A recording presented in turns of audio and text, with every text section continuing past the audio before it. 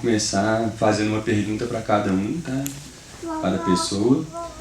E aí depois eu abro para vocês colocarem questões, tá? Se vocês quiserem, pode ser? Então é o seguinte. Yasmin, vou começar pelo seu filme, vou seguir a ordem. Então, pra mim, assim, eu sinto que o seu filme, né, ele, uma das coisas, né, que está muito forte nele, que está muito marcada nele para mim, é a questão da mobilidade, sabe? Em muitos sentidos, assim, claro, mas eu acho que, assim, ela está sempre, né, colocada, né, nesse corpo, né, que é um corpo feminino, corpo marcado, assim, por uma subjetividade lésbica, uma identidade lésbica, né, bem forte. E eu sinto que existe sempre uma relação, né, entre a mobilidade que ela tem nos espaços, né, o filme começa com ela andando de bicicleta e sendo atropelada por um homem que inclusive não aparece na tela, né. Se eu não me engano, não aparece nenhum personagem masculino no campo, né, de visão. E aí, não, aparece um, né? Exato. E aí, então esse movimento dele é logo interrompido, né? Como se o filme estivesse já colocando em questão desde o início essa dificuldade de mobilidade, assim, digamos, sabe? E aí depois, né, ela vai ter que esperar lá para entrega, ela não pode entrar no aquário, né? Enfim, eu acho que o filme coloca essa questão de mobilidade na relação do corpo com o espaço.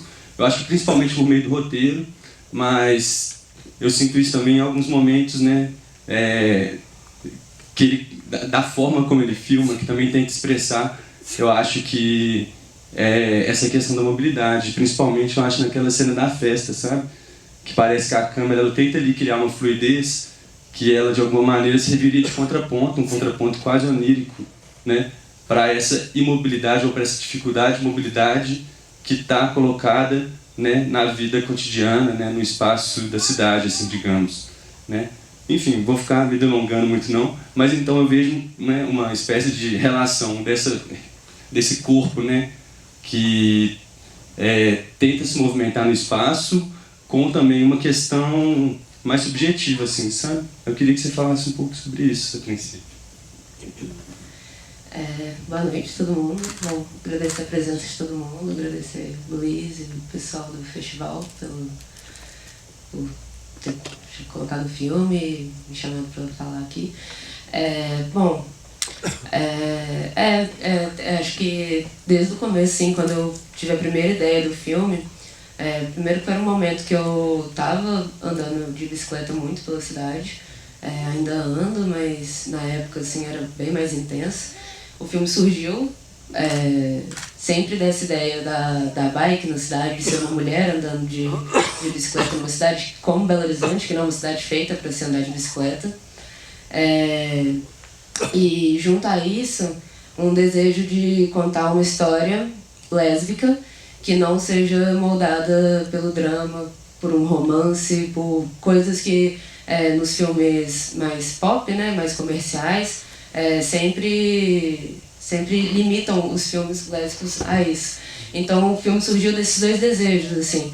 E quando eu comecei a escrever o roteiro, eu pensava nessa mulher que ela sempre continua apesar disso, assim.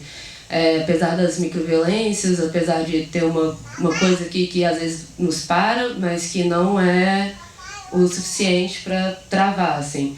E essa fluidez, assim, da personagem principal, que vai guiando a gente pela história, vem dessa vontade de mostrar que a gente não vai parar independentemente dessas coisas, né? E eu sempre digo, assim, né, que por conta de estudo, assim, ser uma mulher andando de bike na cidade é difícil, mas é muito gostoso, sabe? Então por isso que a cena de bike, ela tem um momento ali que ela tá de boa e tal, até a hora dela ser atropelada, e isso faz parte da rotina dela, não é uma coisa ruim, é uma coisa boa. Assim como ser uma mulher lésbica, sabe? Tipo, é difícil, mas é bom, é gostoso, assim. E queria que o filme, no fim das contas, mostrasse isso, assim. Que a gente continua e que a gente pode. E que a gente sempre chega em lugares que a gente tem outras pessoas para nos receber também, assim. Essa cena da festa, eu vejo ela muito como uma outra caminhada, né? Porque é uma caminhada que tem outras pessoas ali que estão compartilhando esse momento, assim, sabe? Tipo, que vai chegar nesse momento de deleite, de tesão, de agora eu quero beijar na boca e esquecer que todas essas coisas estão acontecendo. E tem outras mulheres aqui comigo, outros amigos, né, diversos, assim, que também compartilham dessa vontade, assim. Obrigado. Deu vontade de fazer mais perguntas, mas eu vou seguir aqui. Depois eu faço qualquer coisa. E também, né, agradecer muito a presença de vocês três e tal. Acho que eu pulei essa parte de início. Também agradecer por trazerem um filme para cá, né, por exibir os filmes. Então, vou seguir aqui com Alma Bandida, né? O Marco Antônio, na verdade, é você, né? Eu já te vi, assim, em alguns festivais, mas eu não lembrava muito da sua cara. Então, uma coisa que, assim, acho que o seu filme coloca várias questões interessantes, né? Eu acho, né, na relação daqueles personagens que, de alguma maneira, eles estão muito confinados ali também, né? Naquele espaço, e eles têm alguma coisa indomável, assim, né, em termos de sonhos, em termos de desejos, né? Eu tento enxergar o título um pouco por aí, porque também o título eu acho que ele tem uma ambiguidade, né, de um lugar que captura, mas também um lugar que liberta, assim, subjetivamente. Mas o que eu queria te perguntar, vou fazer uma pergunta bem pontual, assim, até porque eu acho que o filme tem várias questões assim, em jogo. Mas uma coisa que me interessa muito é justamente essa relação da vida dessas pessoas que está ali, né, construída narrativamente, digamos, ou que está pelo menos construída ali pela maneira como você filma, pela maneira como você monta, e esses momentos do videogame, sabe? Assim, daquele jogo estilo GTA, né? Parece que é o GTA mesmo.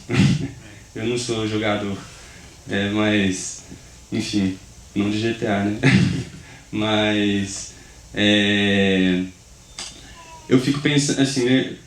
Aquilo me interessa muito, assim, eu fico pensando, né, como que aquilo ali ele cria uma espécie de reflexão, uma quase duplicação mesmo, né, dessa vida que a gente está vendo na tela, mas ao mesmo tempo sem uma coincidência, né, completa. Não sei, parece que é um lugar de um canal, sabe, de criação, de construção subjetiva, tanto quanto outros dispositivos que aparecem no filme, como o celular, né, como o vídeo no qual ele grava o funk dele e a namorada dele fala com ele. Aí eu queria entender um pouco, assim, como que você pensou isso, né, porque, não sei, às vezes parece que esse personagem do jogo, né, é quase como se fosse a vida que deu errado, né, em algum momento ali, mas também parece que uma das muitas vidas possíveis, né, que poderia dar errado, mas talvez não vá dar, entendeu? Até acho interessante, porque quando ele morre, sobram 2 vidas ali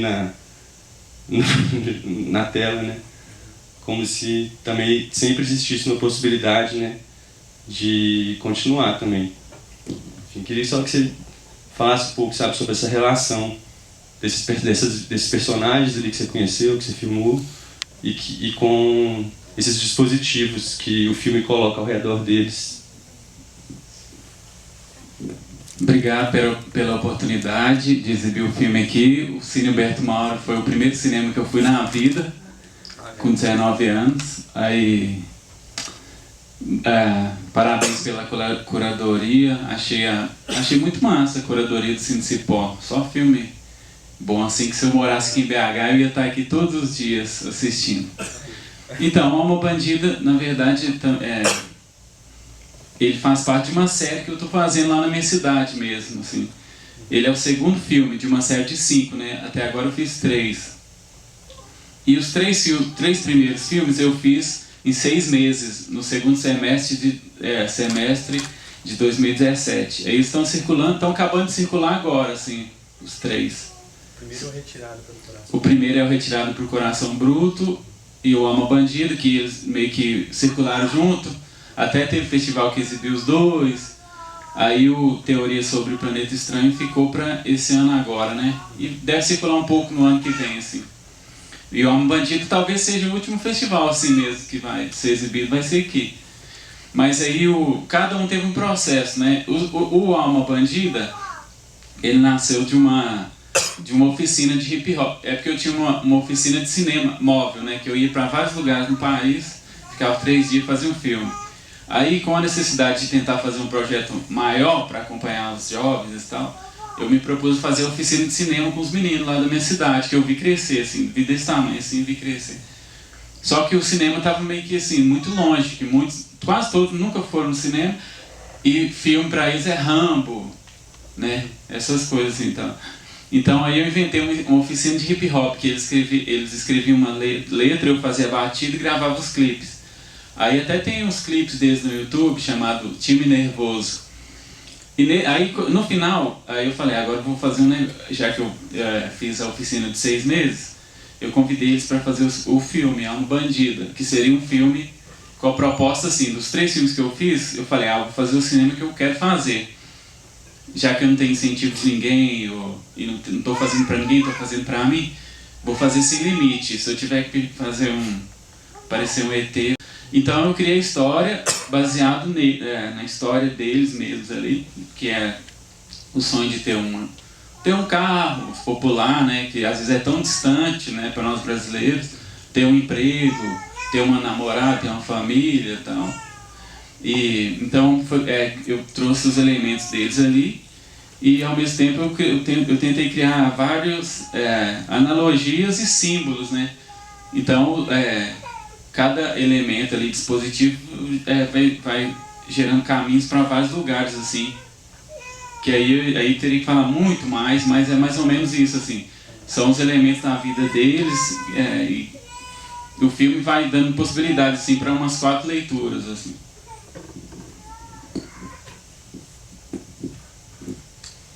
Massa, obrigado. Também quero depois continuar com isso. Mas então, Pedro, fiquei pensando várias coisas em relação ao seu filme, assim, na verdade. Inclusive porque eu trabalho com cinema de arquivo também, eu estudo cinema de arquivo no doutorado. E assim, acho que uma primeira pergunta, uma pergunta básica, eu acho importante fazer como que você levantou esses arquivos, vocês na verdade, né? Como vocês encontraram, né? Como foi o trabalho de reunião deles, esses materiais de arquivo que estão no filme. Claro que o filme não se resume só a materiais de arquivo, né? Mas como que vocês encontraram, reuniram eles, né? Até considerando a dificuldade de acesso muitas vezes a materiais de arquivo, a documentos históricos desse período da ditadura, né? Às vezes o estado de preservação é péssimo, na maioria das vezes, né? E aí queria saber assim, como que vocês se depararam com eles assim, e como que surgiu, né, a ideia de convocar eles mesmo para talvez, não sei se o filme nasceu, né, desses documentos, que não sei como vocês encontraram a história, mas eu fico muito interessado mesmo, né, no lugar dos arquivos nele, né, nas fotografias, nos documentos, né, até pensar um pouco assim, juntando na pergunta, né, tua pergunta, como vocês encontraram, e também talvez você falar um pouco do contexto desses arquivos, sabe, porque no filme eu acho que às vezes eu sinto falta um pouco do contexto deles estar colocado, sabe, de uma maneira mais detida, sabe. Bom, boa noite. Agradecer a organização, o Cinicipó aí pela oportunidade de passar o filme aqui, de estar aqui debatendo sobre ele também. Os colegas que trouxeram os filmes deles também. O Marco, que é o outro diretor do filme, ele não pôde comparecer por questões pessoais, a companheira dele está grávida para receber o neném, descobriu que está com hernia de disco, então assim, ele infelizmente não conseguiu vir mesmo, queria muito estar por aqui para conseguir fazer esse debate. A minha formação é de historiador, né? Na verdade, eu trabalho muito com cinema, bastante com o Marco, mesmo desde 2011, a gente trabalha bastante essa temática da ditadura. E é muito interessante, porque no final das contas a gente tem uma certa dificuldade para ter acesso a documentos sobre a ditadura e tal, mas eu e o Marco a gente é de São Carlos, então a gente já conhecia a história do Lauriberto. O primeiro filme que a gente fez, que foi o Memórias da Resistência, em 2011, Ele é baseado em arquivos do DOPS encontrados numa casa de fazenda abandonada, em Jaborandi, interior de São Paulo, recolhedores de cana, que aquela casa é mal assombrada, duvido que você entra lá, entraram, acharam 1.200 documentos, descobriram que a casa era de um ex-delegado do DOPS, estavam lá escondidos esses documentos, não sabemos ainda porquê. E esses documentos todos, eles tinham fichas do Departamento de Ordem Política, em geral no Arquivo Público do Estado de São Paulo, eles tinham mais de 100 mil fichas, mas todos do Departamento de Ordem Social. Essas do Departamento de Ordem Política foram as primeiras que encontradas, depois encontraram no Arquivo Santos, outras tantas, tal, que estavam escondidas dentro da própria delegacia, que aí era um arquivo muito maior, assim. E no Memórias da Resistência a gente focou nessas fichas para contar a história, e uma das fichas estava lá, Lauriberto José Reis São Carlos. E aí quando eu bati o olho na ficha, o Marco também falou, nossa, o cara de São Carlos, aí fomos ver que ele tinha sido morto pela ditadura e tal. E começamos a trazer da infância, porque existia uma história em São Carlos de um cara que foi morto pela ditadura, que quando ele foi enterrado, o DOPS estava lá, e de todas essas questões. Então, a gente fez o Memórias da Resistência, mas já com uma ideia de, cara, um dia a gente vai fazer um filme para contar a história do Lauri, porque no final das contas, o Memórias da Resistência ele conta a história de pessoas que resistiram à ditadura no interior de São Paulo, que são pessoas de um grupo chamado Forças Armadas de Libertação Nacional, e pessoas que moravam no CRUSP, no Conjunto Residencial da USP em São Paulo, que apesar de morarem em São Paulo, em geral eram pessoas do interior.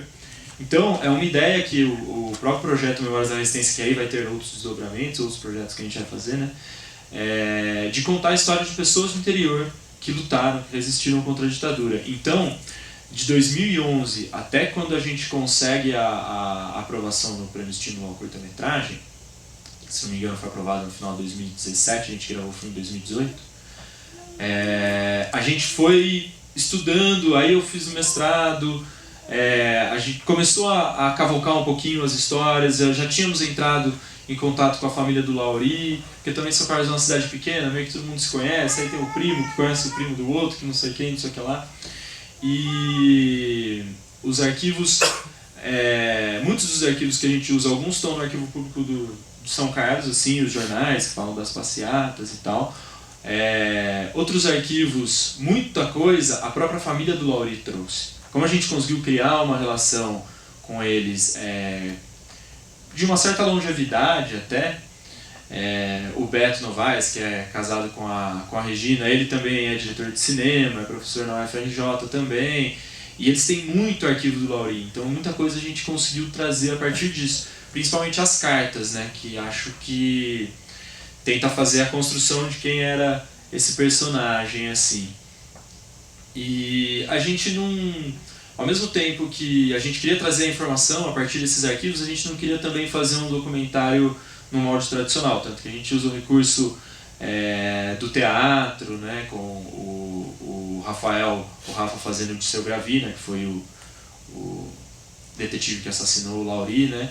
Então a gente não queria ficar muito nesse trabalho de um documentário que ficasse nos arquivos, por isso que a gente não se preocupou tanto em meio que colocar essas fontes, assim, em tentar fazer um documentário que tentasse dialogar de uma outra maneira com o público mesmo.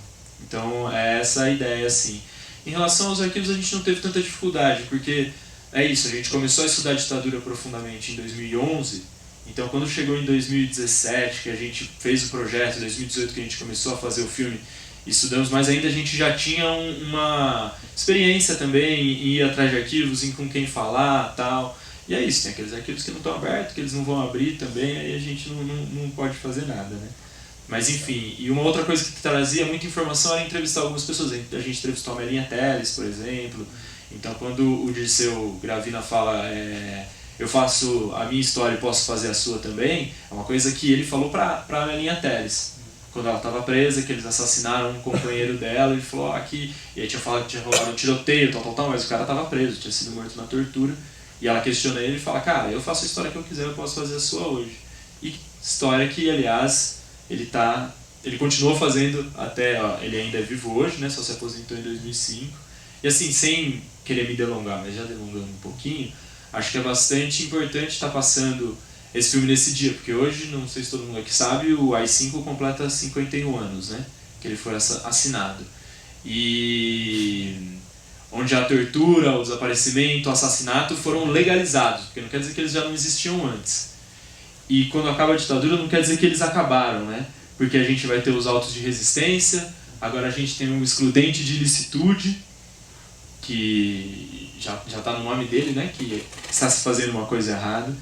Então é uma tentativa também de trazer o filme para a realidade de hoje, porque se a ditadura acabou para quem estudava na USP, era de classe média, a ditadura nunca acabou em Paraisópolis, no Jardim Ângela, para pegar os bairros de São Paulo, né? Mas nunca acabou na quebrada em BH, em Recife, no Rio de Janeiro, nas próprias cidades do interior também. Então eu acho que, só para trazer essa questão do dia de hoje, porque pra gente é importante, o filme ele foi lançado, o primeiro lugar que ele passou foi no Festival de Cuba no passado, e a gente pediu para passar no dia 3 de dezembro, que foi bem nessa época. A gente não conseguiu estar lá, infelizmente, não fomos para Cuba, mas então é bastante simbólico, assim. Obrigado. Quiser fazer alguma pergunta, já tem uma aqui. Quero aproveitar a última fala sobre filmes aqui.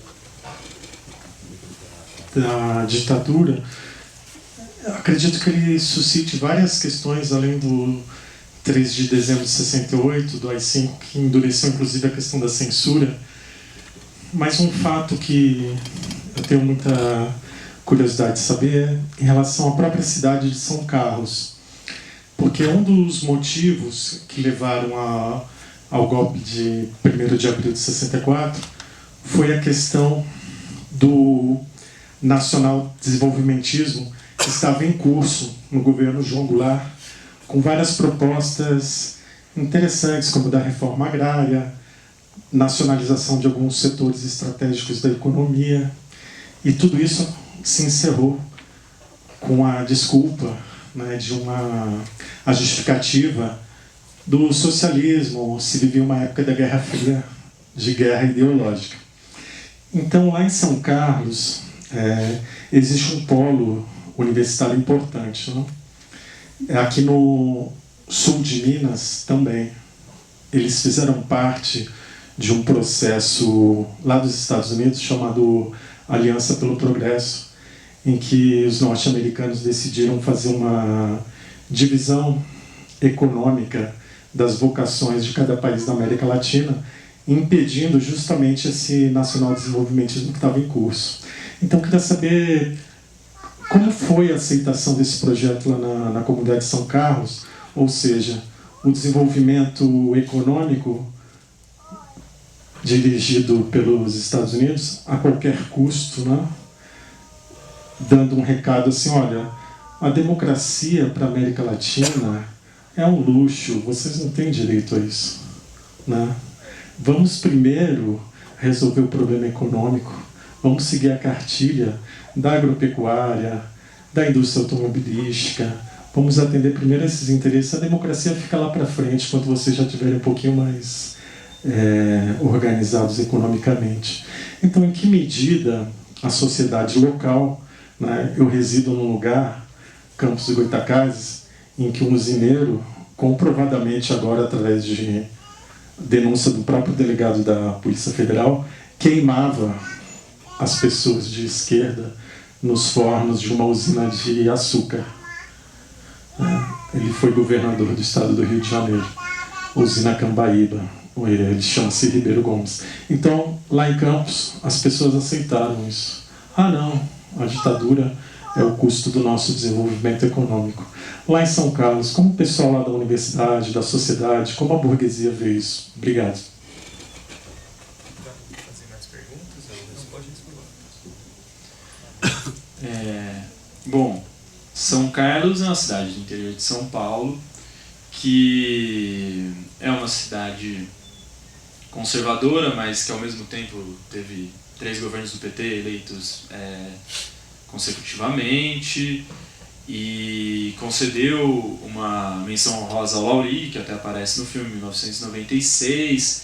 Então acho que ela faz parte da contradição que a gente está vivendo. Por ser uma cidade que tem um polo universitário bem grande, porque você tem um campus da USP, que é muito grande, você tem um campus da Universidade Federal de São Carlos, que é muito grande, e que tem também diferenças aí, né? As universidades estaduais de São Paulo, que são muito mais elitistas que as universidades federais, por conta das cotas e tal.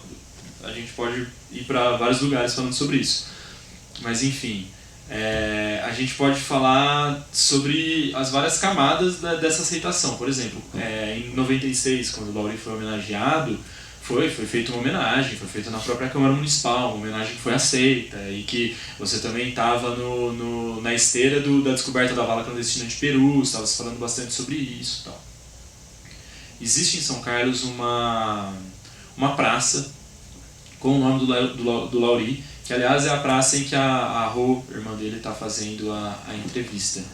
E essa praça tinha uma placa, só que nos últimos anos essa placa foi roubada.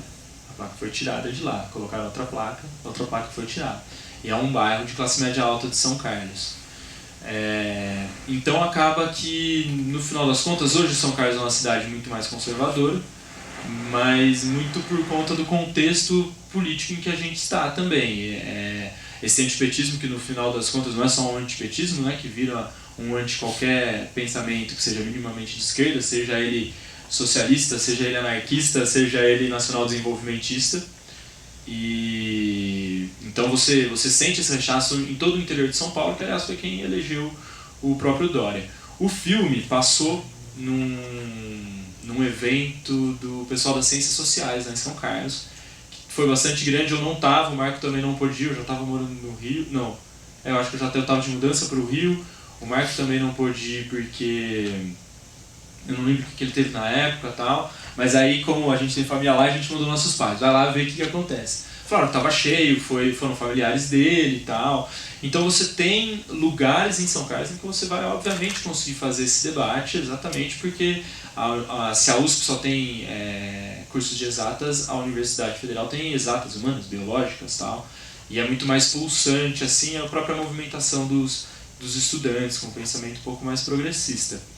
E a gente ainda não teve a oportunidade de passar o Laury numa praça pública, fazer um cineclube, alguma coisa maior, para ver qual que vai ser a recepção das pessoas de lá.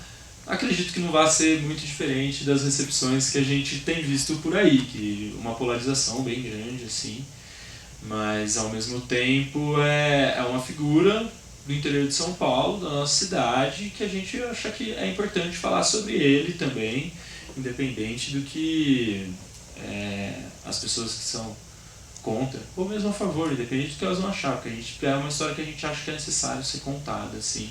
Principalmente por essa questão do interior, da gente falar do interior, porque muitas vezes parece que a resistência, que a luta contra a ditadura se deu principalmente nos grandes centros por pessoas que vieram desses grandes centros, né?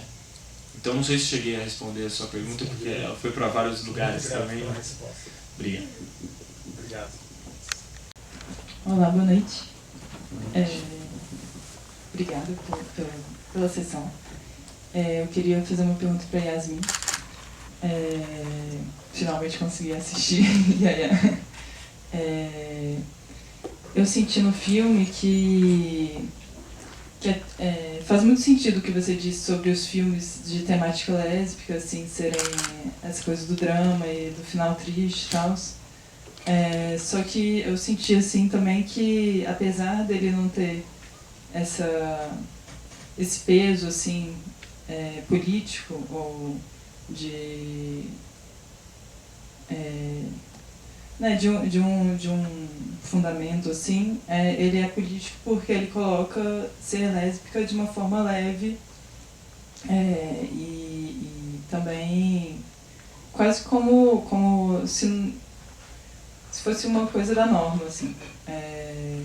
E aí eu queria saber como que, se isso foi refletido, assim, de não colocar um entrave tão explícito sobre ser lésbica,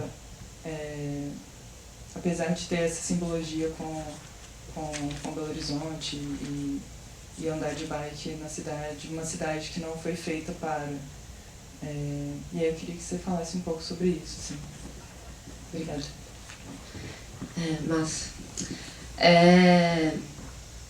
Bom, assim, eu como realizadora lésbica, que todos os meus projetos acabam, não vou dizer que indo para temática, porque é exatamente sobre isso que eu não quero mais colocar, assim, eu não quero que filmes lésbicos tenham que ser filmes lésbicos pro resto do mundo, assim, eu quero que um dia eles sejam só filmes, que chegue numa normatização, assim, que a gente não precise mais de ficar ressaltando essas coisas.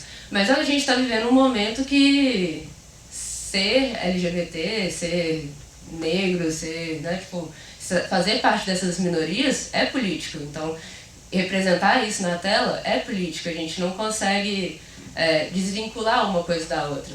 Mas faz parte da minha vontade, assim, de que daqui a, sei lá, né, quanto tempo, isso seja normal. A gente olhe para a tela e não se sinta tão, tipo, uau, sabe, assim.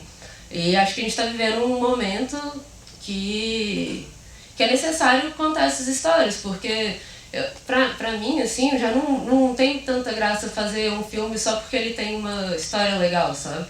Ou porque ele tem com uma linha narrativa, ou porque ele vai, sei lá, rodar festival e ganhar prêmio, sabe? O cinema ele tem que ser usado agora, principalmente, sempre, né? Mas principalmente agora, porque é necessidade. A gente precisa disso para persistir, né? Então, quando eu fui fazer o filme, e eu tinha essa vontade de fazer um filme feliz, eu sabia que apesar de ser um filme feliz, da gente ouvir a música e tipo, querer cantar e dançar, e tipo, ver o final e ficar tipo, animado, assim, apesar disso tudo, ainda você vê, assim, eu acho, né? Eu acho que eu vejo na tela e várias questões sempre me surgem, assim, sobre ser lésbica, sobre ser LGBT e sobre até quando a gente vai ter que fazer filmes que tipo assim, são muito simples, né? Só para mostrar uma coisa que nunca é vista, assim, né? Porque como a gente não tem tanta representatividade ainda, apesar de, claro, que as coisas estão mudando e tal, principalmente para os filmes com temática gay, né, de homens gays, como a gente ainda não vê filmes com essas pessoas, esses corpos, essas identidades e tal, a gente vê isso cresce politicamente dentro da gente, né? Então, acho que não dá para desvincular uma coisa da outra, assim. Tá tudo meio junto.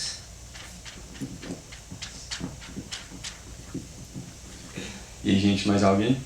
Quer perguntas? Uma ali. Vou perguntar pro Marco.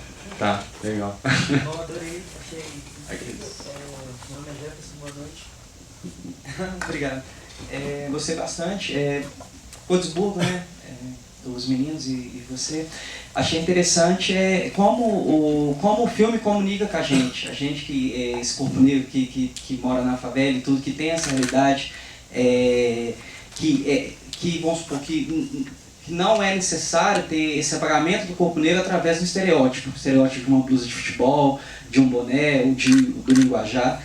E como que é importante esse filme não só estar presente nessa sala, que eu também sou muito grato, do Humberto Mauro, mas também nessas cidades. Eu sou de Santa Luzia, nosso filme perfeito para os meninos de Santa Luzia, para os meninos de Paraisópolis. Como que se dá essa projeção, essa necessidade desses meninos terem contato com isso? Porque o corpo e os elementos falam por si só. Então, assim, se tornam atemporais, assim, para mim, acho que para quem prestigiou o filme. Eu até tenho uma questão minha mesmo, comigo mesmo, que eu até preciso me redimir. Não, comigo mesmo, né? Com meu alter ego, talvez. Que esse filme passou no Fest Curtas BH. Foi aqui, eu tava sentado aqui mesmo, velho. Aí quando eu comecei a contar a história, eu chorei, dei aquele papelão aqui na frente de todo mundo, a sala tava cheia. Mas assim, eu acho que o Alma Bandida é um filme que eu acho que muita gente torceu o nariz, assim, sabe? Não sei se é porque eu vim de Cotisburgo sem conhecer ninguém assim, velho. Não conhecia ninguém do cinema. Eu comecei a fazer filme lá sem saber como funcionavam as coisas e tal. E eu senti que algumas pessoas meio que torceram o nariz pro filme. Mesmo o filme tendo sido exibido em Berlim, sabe? Muito lugar que poderia ter passado, assim, eu falei, não passou, né? Mas assim, é um negócio muito forte, né, por trás do filme também, sabe? Porque assim, eu escolhi 6 meninos da minha cidade e falei, não, agora eu vou acompanhar esses meninos durante 6 meses e vou falar para eles toda semana, quando a gente sentar para comer pão e fazer funk, que eles podem conseguir o que eles quiserem. Aí, até naquela época eu já tinha ido para Nova York, eu saí de Cordesburgo, fui para Nova York, tinha ido a vários lugares, e sempre usava esse exemplo como, né, motivacional para eles. Ó, se eu sair daqui sem padrinho nenhum, fui, você pode ir, você consegue. Só que aí com 6 meses, velho, só sobrou um, que foi o ator principal. E quando eu comecei a fazer o filme, o que eu queria era sentar com os meninos e ver no cinema. Eu não consegui isso, porque no final 2 acabaram presos. A notícia na época do Fast Curtis, do ator principal, que ele tinha sido esfaqueado, aí eu não estava conseguindo entrar em contato com ele. E no final é isso, velho, né? A nossa vida, uma cidade tranquila, igual Cordesburgo. Eu tentei fazer um projeto, não tinha apoio e tal, mas eu tentei fazer um projeto simples, né? Só de acompanhar os meninos 6 meses e não consegui, porque a gente não consegue chegar e falar para eles, você consegue. Mas durante a vida deles todas, eles ouviram falar que não conseguem, né? E assim, o que eu notei é isso, acompanhando eles, andando com eles, é que durante a vida toda, velho, parece que a gente que teve o privilégio de ir na escola, às vezes teve pai e mãe, sabe? Esse menino mesmo, o ator principal, o padrasto matou a mãe dele quando ele era criança. Então o menino já vive a vida toda com essa carga, né? Aí eu chegar e falar, você pode ser quem você quiser, que peso que isso vai ter, né? Então, assim, mais do que isso tudo, assim, até que a Yasmin falou, da gente ir nos festivais e tudo mais, eu caminho com essa coisa. Eu penso assim, não, velho, eu fui para Berlim, fui para os Estados Unidos, conheci a Alma Bandido, fui para o Chile, rodei um tanto de lugar, mas e os meninos, né? Aí 2 ainda tá presos. Eu tenho pensado sobre isso, assim, o que eu vou fazer, né, para talvez dar uma perspectiva nova para eles ainda, né? A gente tem que lutar por esse país que a gente acredita, sabe? Através de ações, que nem sempre vai dar um resultado, sabe? Mas eu acho que pequenas coisas podem, sei lá, né, ser um pingo de esperança para alguém.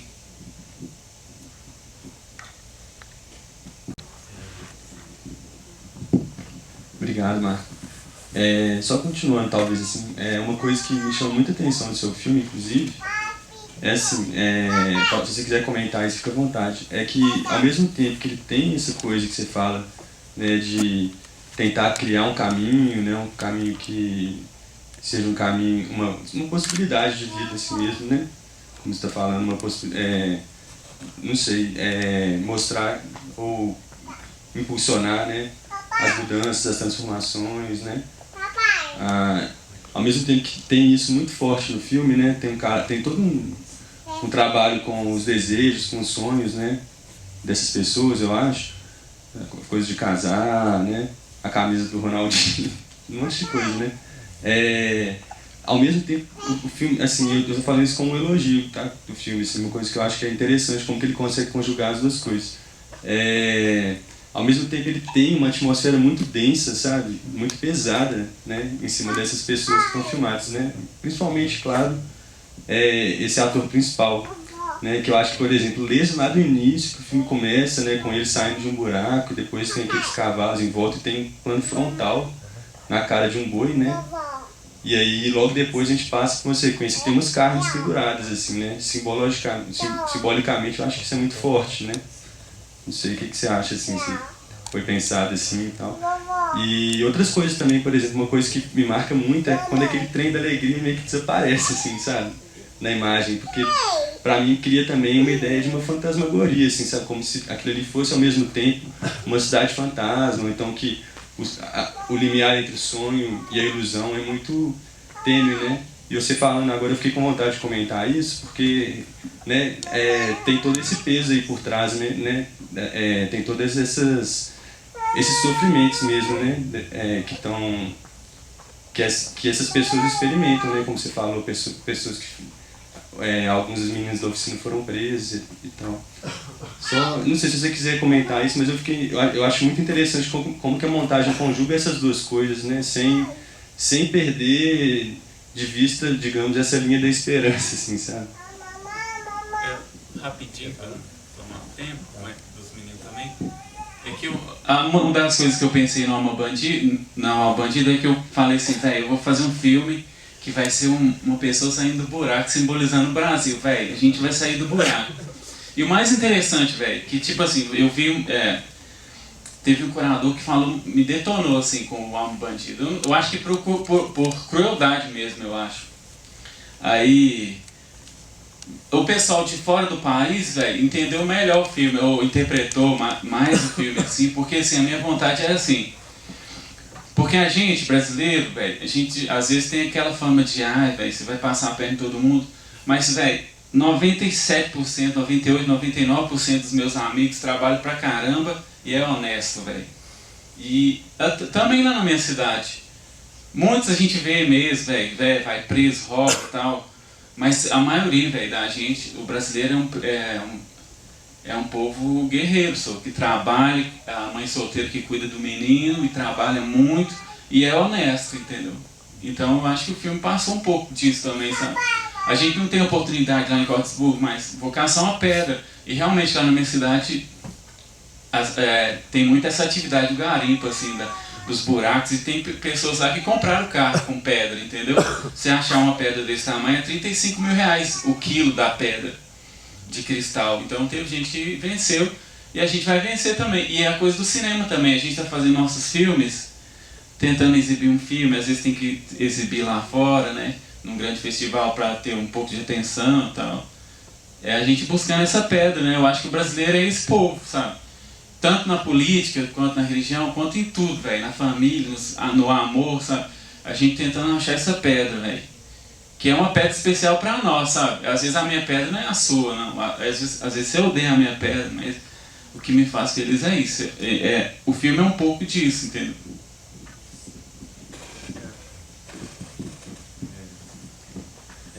Alguém tem mais alguma pergunta, gente? Eu tenho. Mas se vocês quiserem fazer. Alguém? Não, né? Não? Vou fazer uma pergunta para a Yasmin também.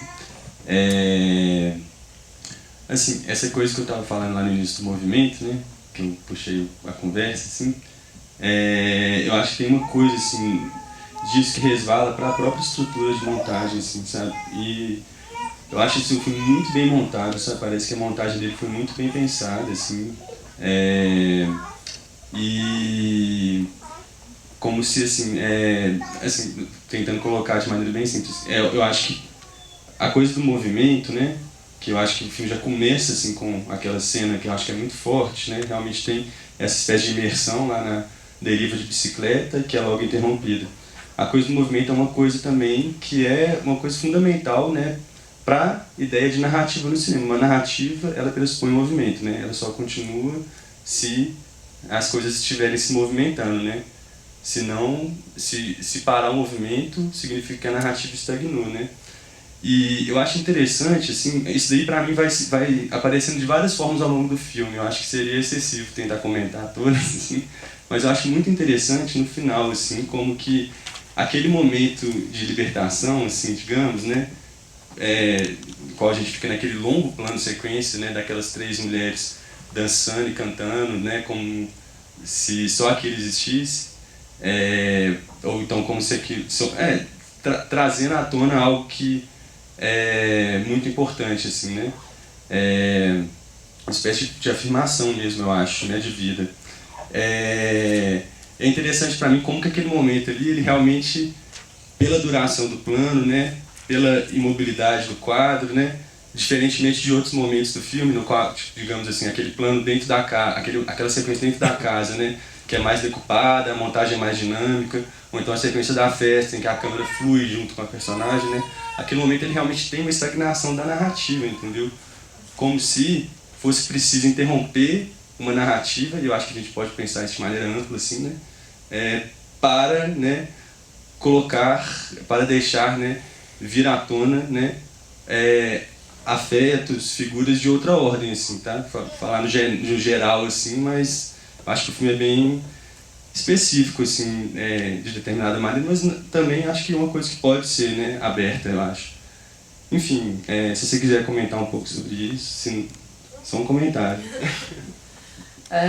Não, eu gostei do que você falou, achei legal, assim.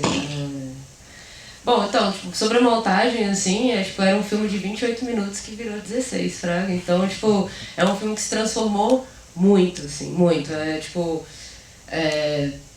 Da primeira montagem, da primeira vez que eu montei ele, que foi até a versão que eu cheguei a apresentar na banca, que é meu filme de TCC, pra até a primeira exibição dele, em Tiradentes, são dois filmes completamente diferentes, assim. Claro que ainda continua com a mesma vontade, ou tipo, o mesmo objetivo do filme, tudo tá bem claro, assim. Mas quando eu peguei esses 28 minutos e eu olhei para eles, assim, eu percebi que, de alguma forma, eu precisava contar com uma fluidez muito maior para chegar nesse ponto.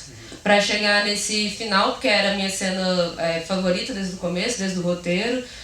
Foi a partir dessa cena que o filme se fez, inclusive, assim. Eu sabia que eu queria uma cena dela lavando a bike e todas elas cantando juntas, porque era uma coisa que eu fazia na minha casa, quando eu morava com outras amigas, assim. Então eu tinha essa imagem, e aí eu falei, tá, então eu vou fazer um filme a partir disso, assim.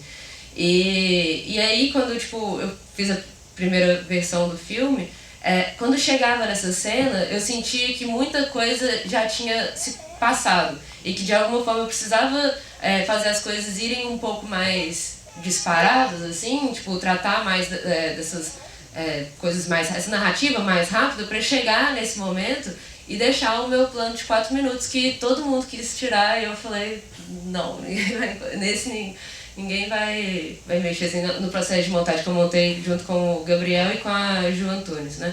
E aí sempre foi uma discussão, assim, mas você realmente quer deixar esse plano nessa duração, ele é longo, ele pode se perder no meio do caminho. E pra mim sempre foi muito importante, mostrar que aquilo não é o fim, sabe? Eu acho que se eu interrompesse ele, eu colocaria, um fim muito bem determinado, assim, pra aquela história, pra aquilo, sabe? Mas amanhã ela vai acordar, talvez alguém faça outra, né, coisa com ela, ou pior, ou não, melhor, sei lá, né, menos pior, assim. Enfim, eu acho que na hora que chega o ápice, assim, né, que elas começam a jogar água pra cima, rola um desprendimento do começo, sabe? Que no começo tá cantando meio baixinho, assim, e tal, e na hora que cresce, o que eu sinto é que meio que descola, sabe? E era isso que eu queria, assim, no fim de tudo, na conclusão de tudo, descolar. Até porque, é uma música que no carnaval, né, ela ficou várias meninas cantando, mas é uma música cantada por um cara, né, um homem, e que na boca dessas mulheres lésbicas toma uma força muito maior, assim. Então, através da música e desse tempo de duração, da coisa crescer, assim, pra mim basicamente, não vou dizer conclusão, porque eu não quero concluir nada, mas é o que eu queria deixar aí pra galera. E é muito importante, até porque várias sessões, assim, que eu acho mais massa de tudo, é que diversas vezes, várias meninas, assim, lésbicas que veem o filme, saem cantando e, assim, não, quebrar o pau, tal, não sei o quê. E isso é o que me dá felicidade, sabe? Porque, apesar de qualquer coisa do filme, assim, terminar com essa cena que vai crescendo dentro da gente e que vai pra fora da sala, é bem o objetivo, assim. Pô, muito legal.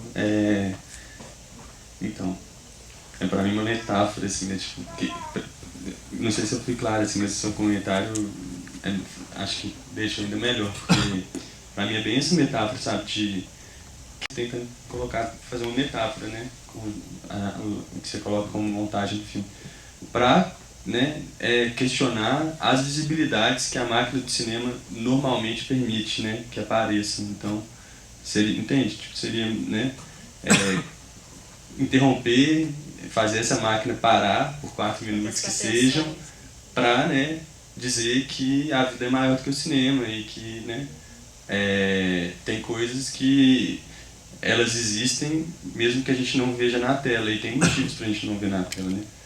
Enfim. Alguém tem alguma pergunta agora? Tem? Não? Eu tenho.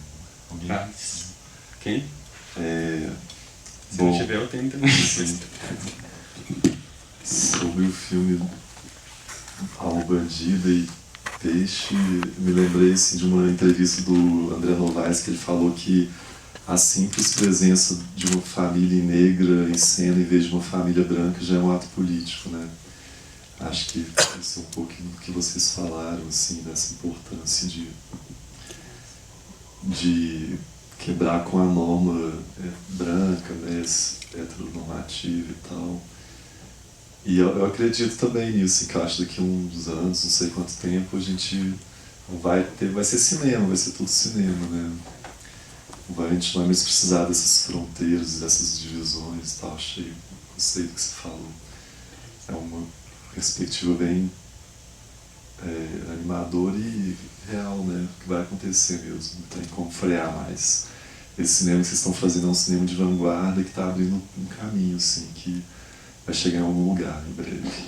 E para o Pedro, assim, eu gostaria de fazer uma pergunta. Você está nesse filão assim, dos filmes da memória, da ditadura, né, de construção de uma justiça, né, do que a gente tentou fazer com a Comissão da Verdade, foi meio interrompido. Se a gente vai em Santiago do Chile, tem um museu enorme lá, né, que é da memória sobre a ditadura, com dados de todos mortos, como começou a ditadura por lá, como que ela terminou, tiveram julgamentos. E aqui no Brasil a gente teve uma anistia que não permitiu julgamentos, né? Os documentos estão por aí na casa dos generais que estão morrendo já, ou vários já morreram, os documentos estão sumidos ou estão inacessíveis. E o cinema ele tem uma importância fundamental nisso, com filmes como Orestes, Pastor Cláudio, Retratos, tem milhares não sei, dezenas de filmes. O Manhã Cinzenta, que se não me engano foi um filme exibido durante o sequestro, no voo ele foi exibido, talvez nesse sequestro do Lauri, foi o Manhã Cinzenta. Porque o Manhã Cinzenta é um curto do Ney São Paulo, ele foi, num desses sequestros de avião que rolaram durante a ditadura, eles exibiram o filme Manhã Cinzenta. Aí eu queria só que você comentasse assim, quais são suas impressões sobre esse conjunto de filmes, né, que já vem sendo produzido há algum tempo e muitos outros vão surgir ainda.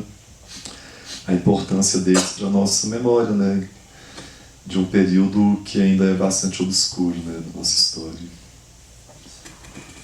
Vou passar para o Felipe primeiro, aí depois vocês quiserem responder. Quer perguntar?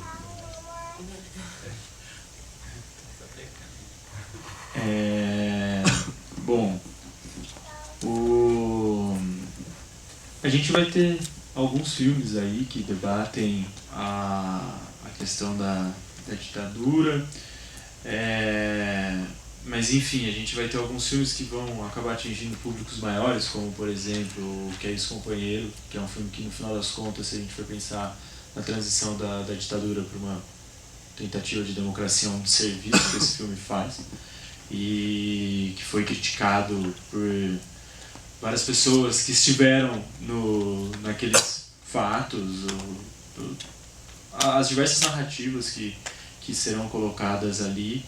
E eu acho que no Lauri e a Subversão a gente traz um questionamento que a gente vê, na nossa opinião, assim, a gente vê pouco nos filmes, que a gente não traz a ideia de que a gente derrotou a ditadura e que conquistamos a democracia. Pra gente isso daí não é uma verdade, nunca foi uma verdade.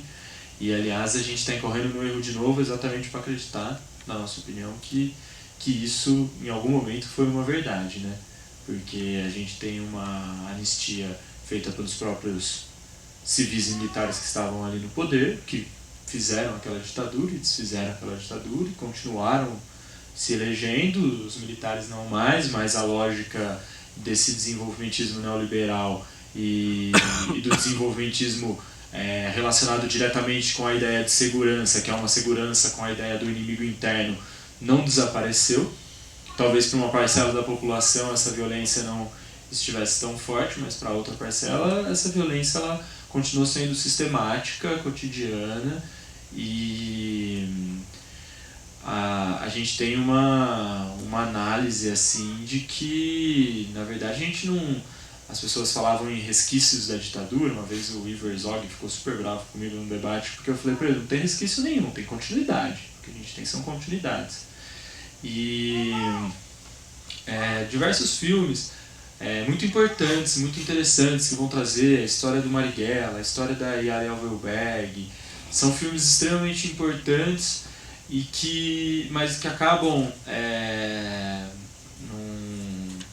quem sou eu, né, também para ficar criticando o trabalho dos outros, mas que a narrativa que a gente quer trazer é uma narrativa diferente, é uma narrativa de que, olha, tá acontecendo de novo, tanto que a gente traz algumas cenas de hoje, né, não sei se vocês sabem, mas aquela cena dos policiais colocando um corpo dentro do carro da polícia foi o assassinato do Ricardo, que era perceber o que a ditadura fez na vida delas.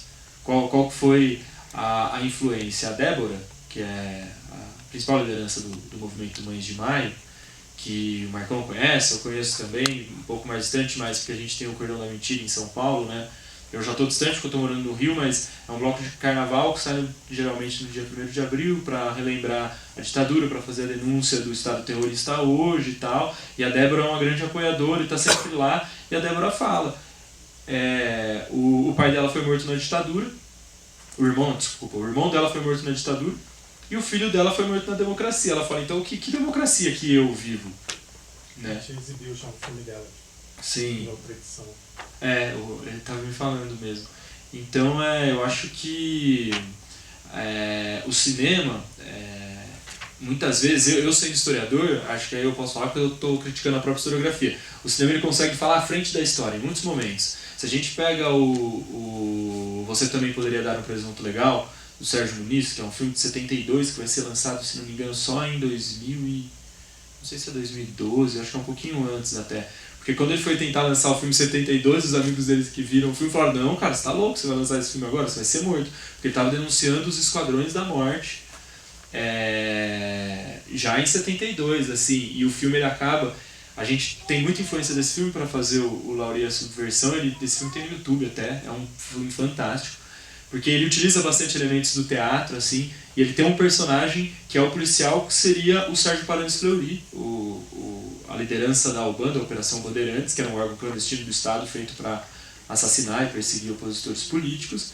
E em 1972, no final do filme, esse delegado, o plano tá aqui atrás do carro, né, pegando ele de frente, como se ele estivesse dirigindo, ele para o carro, ele olha para trás e fala, mas esse negócio da gente ficar falando dessas violências do passado, isso tem que ficar lá atrás, isso já aconteceu, os dois lados estavam errados. Então olha como a gente repete essa mesma coisa, esse mesmo discurso, assim. E eles repetem esse discurso e a gente não fala nada. Os documentos da escravidão que foram queimados, foram mandados serem queimados por Rui Barbosa, entendeu? A gente tem uma repetição nessa nossa história, que não é nem, muitas vezes quando a gente fala de memória na academia, se fala de esquecimento, não é de esquecimento, é de apagamento, porque tem uma ação lá com o intuito de fazer o apagamento dessas histórias. Então acho que a gente tenta trazer com o Lauri isso aí, cara, eles não cessaram de ganhar, e qual que vai ser a nossa atitude? Porque as atitudes que a gente está tendo também estão sendo as mesmas e a gente não está cessando de perder, né? Enfim, não sei se eu respondi a sua pergunta. Eu gostaria de fazer uma pergunta será que não tem uma diferença, assim, entre, por exemplo, essa teatralidade que se coloca, né, mas digamos, essa criação, né, de uma história ali durante a ditadura, e um filme que tinha um caráter totalmente clandestino, um filme que não tinha a menor possibilidade de circulação, com essa espécie de reencenação do passado, com um viés algo alegórico, que para mim remete muito mais à Terra em Transe, assim, por exemplo, do que ao filme do Sérgio Muniz, entendeu? Será que não tem uma diferença importante assim, nisso, não? Porque assim, isso acaba sendo uma questão para mim no filme, sabe? Esses momentos da alegoria, assim, eu não sei até que ponto que eles contribuem assim, para o relato dessa história sabe? Ou então para oferecer um determinado ponto de vista, né, sobre essa história, né? Porque aí até seria uma segunda questão, eu acho, que eu teria para colocar, que é assim, a vida de uma pessoa não se resume a uma narrativa, né? Enfim, e o que interessa, na verdade, é como que a gente está oferecendo um ponto de vista que ilumina, ou então confronta, ou então contesta de determinado, digamos, apagamento, ou determinada imersão daquela história, ou daquela figura, daquela pessoa dentro de uma homogeneização, ou então de um contexto de obscuridade, né? Enfim, não sei se foi claro a questão. Foi. Em relação ao filme do Sérgio Muniz, ele influenciou a gente, né? Mas ele usa uma outra forma, ele pega peças de teatro que já estão acontecendo, né? E ele filma as peças e aí ele vai colocando no filme e vai encaixando para fazer um debate sobre fascismo também, né? Que é a peça do Guarnieri até. Sim. E acho que tem essa diferença, acho que é uma influência mesmo que a gente tem, que é uma ideia mais do cinema marginal também, tem influência do Bandido da Luz Vermelha, bastante influência do Sganzella aí.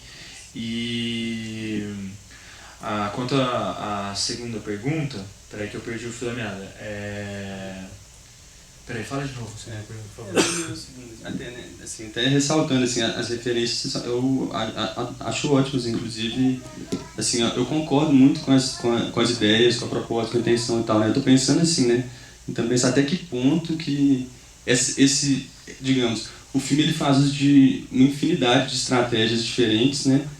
Para construir essa montagem, né? Que digamos, ela tem a intenção, assim, ou pelo menos ela tem a pretensão de contar a história dessa figura, né, desse militante que foi assassinado pela ditadura. E assim, é uma profusão de estratégias muito grande, assim, né, digamos assim, tem as entrevistas no formato talking head, tem os momentos das pessoas lendo materiais, lendo documentos, né, tem os momentos dessa reencenação mais teatral, tem os momentos dessa reencenação mais alegórica, para mim tem até 2 tipos de reencenação diferentes, né? Enfim, tem vários, assim. Mas aí eu fico pensando, por exemplo, até que ponto cada uma delas contribui ou não, e eu estava perguntando especificamente dessa teatralidade, entendeu? Sim, eu tinha esquecido a minha argumentação mesmo, agora lembrei sua pergunta de novo. Enfim, é porque assim, o filme ele começou com a ideia de vamos contar a história do Laurí. E aí é isso, vamos contar a história do Laurí. O Laurí nasceu em São Carlos, ele era muito inteligente, todo mundo fala que ele era super inteligente, não sabe estudar, entrou na universidade e isso mudou a vida dele. A gente pensou em fazer isso, o início era isso até.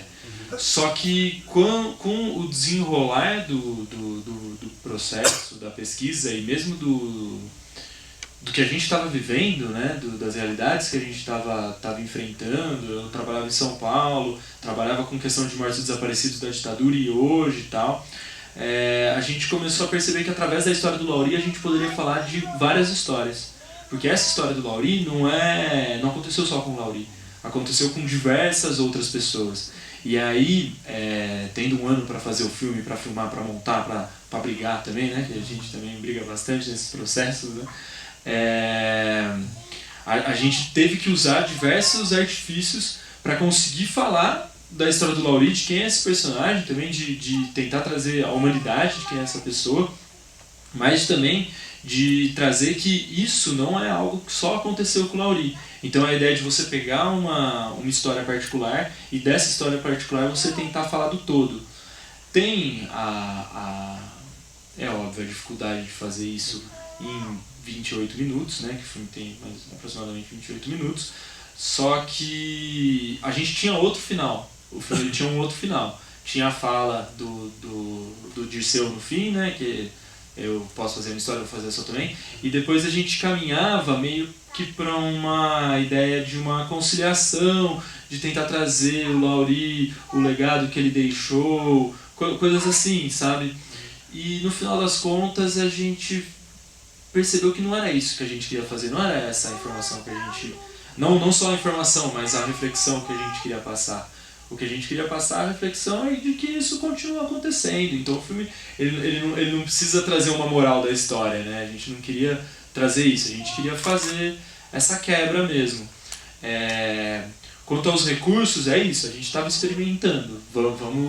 vamos experimentar, vamos tentar trazer o recurso do teatro. O Marco também tinha trabalhado no Procura Sirenice, não sei se chegaram a assistir. O Procura Sirenice traz bastante elemento de teatro, mas ele é bem mais separado, assim, né? Tem um momento da alegoria, tem um momento que você está fazendo mais a pesquisa e tal. E a gente tentou misturar mesmo, e tentou ir contando essa história de que um está perseguindo o outro, tentando trazer o Laurí, só que no final das contas o Laurí, ele é um personagem que estão falando dele, né?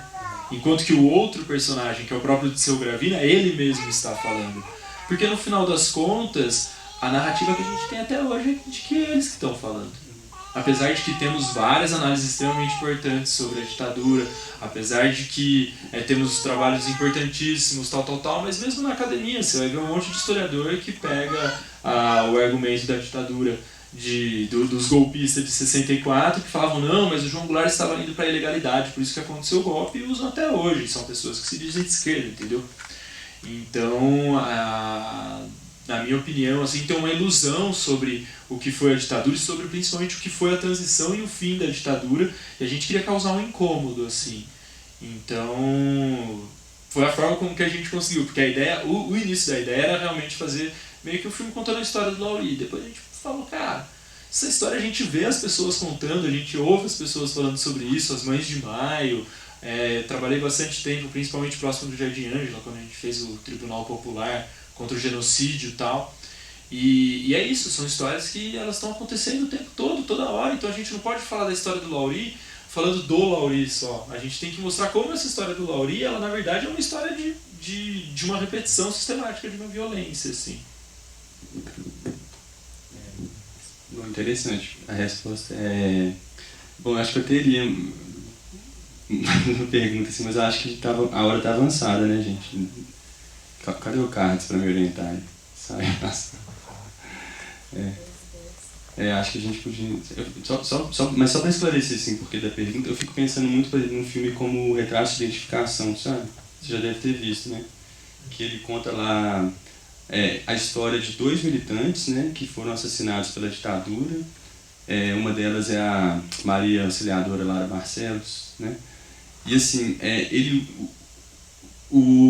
a estratégia dele, né, a estratégia cinematográfica dele é muito concisa, assim, sabe? Muito econômica, eu acho. E eu acho que isso daí acaba por trazer um ganho, assim, digamos, né, em relação à aparição daquela figura. Porque realmente é difícil, assim, a gente contestar, né, um ponto de vista, contestar uma versão da história, né, que, como você bem coloca, assim, ela faz parte de um poder que ele é hegemônico, né?